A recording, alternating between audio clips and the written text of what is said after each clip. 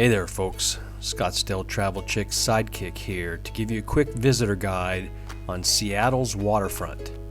Next to Pike Place Market, the waterfront is perhaps the second most popular tourist area in Seattle. In this video, we'll cover the top things to see and do when visiting Seattle's waterfront district.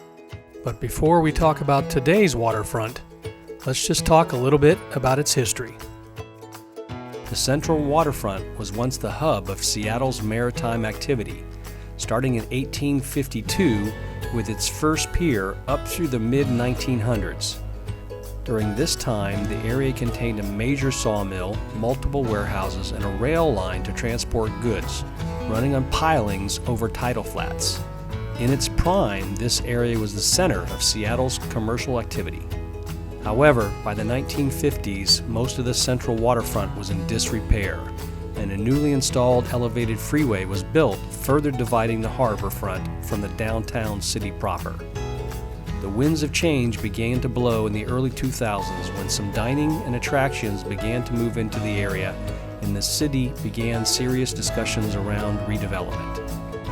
Finally, in 2009, the city of Seattle condemned the elevated freeway and eventually demolished it. In recent years, dining and tourist attractions have continued to move into the area, and the city has initiated a large waterfront redevelopment project to create a 2-mile-long waterfront promenade with multiple entertainment and recreational areas. Much of that vision is already in place, and the harborfront today is an interesting tourist destination with many shops, restaurants, and tourist attractions to explore. That's what we'll show you in this video. We'll do this tour pier by pier and throw in a few drone shots like this along the way. We'll start our waterfront tour by moving from the south to the north, from Pier 50 up through Pier 70 and Olympic Sculpture Garden. You'll begin at Pier 50 through 52. This area is primarily a ferry hub for Seattle today. You can see the pier area here in the upper left, but today there's a ton of construction in the area which will soon be completed. Both the Washington State Ferries and the King County Water Taxi operate from here.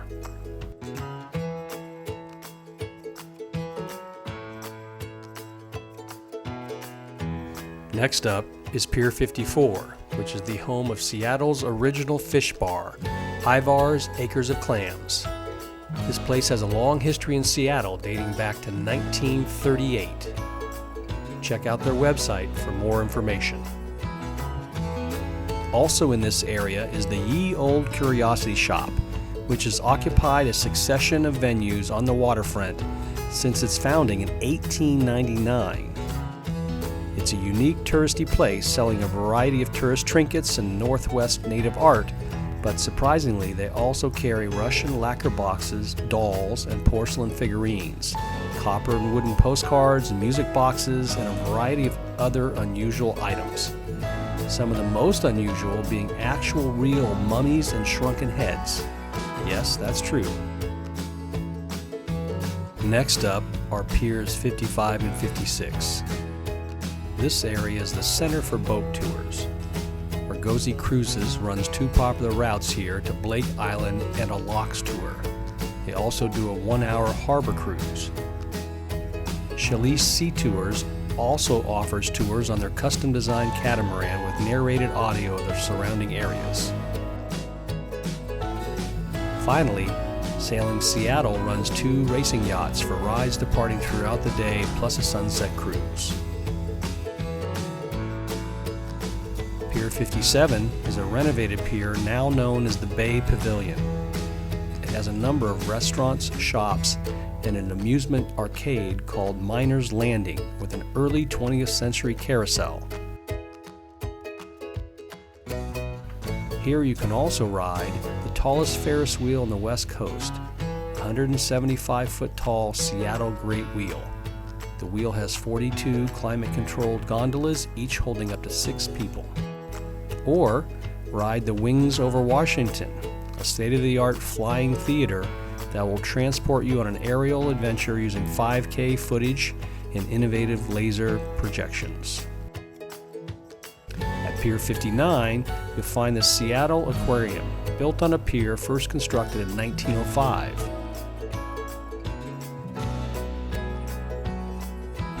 Visit their otters and octopus and much more.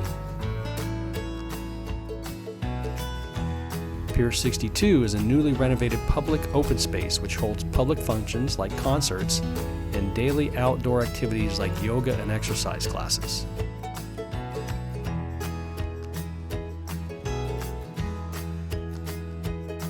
Pier 66 is the official designation for the Port of Seattle's Bell Street Pier and Bell Harbor.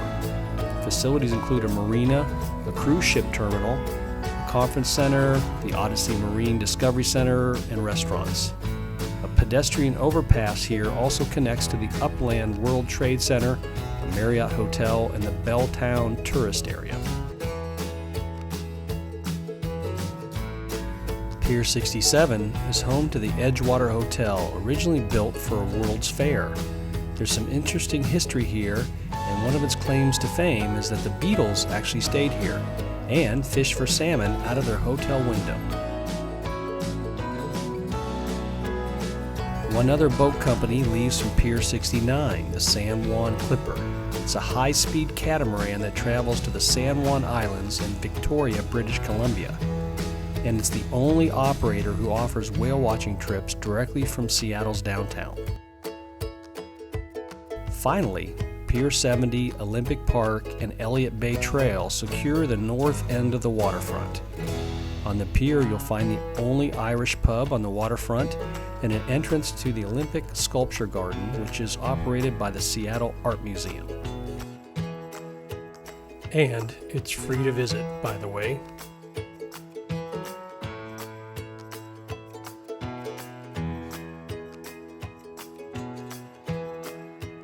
This is also the location of the start of the Elliott Bay Trail.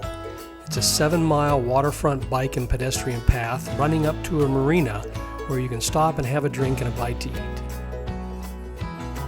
Well, that pretty much covers most of the things you can see and do along the waterfront. But we're not done yet. We also did a flyover showing you the sights from above. In general, you can see there's lots of construction underway on the new promenade, but you really don't see all that from walking things along the piers. As we move north up the harbor front, you can see we just passed the ferry terminal, and now we're coming up on the first two piers, which contain Ivar's Fish Bar and some other knick-knack and curio shops. Next, we come up to Piers 55 and 56, where the various boating companies run their excursions.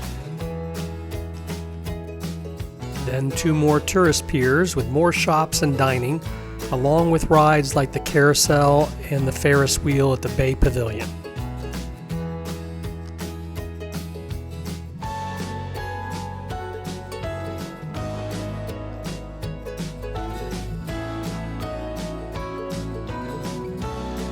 And now we're approaching the Seattle Aquarium, and to the right is the entrance into Pike Place Market. Please see our other video on that if you're interested in all the details of Pike Place Market. And then after that, Pier 62, where they hold the events and outdoor yoga, concerts, things like that.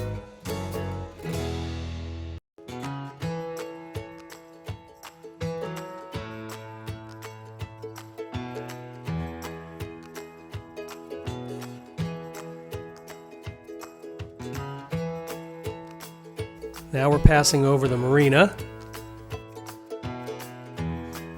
and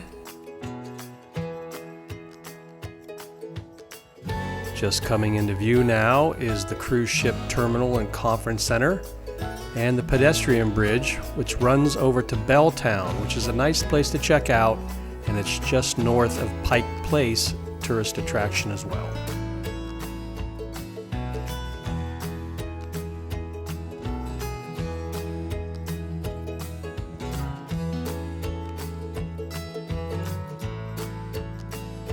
Now we come up on the Edgewater Hotel, which is where the Beatles stayed.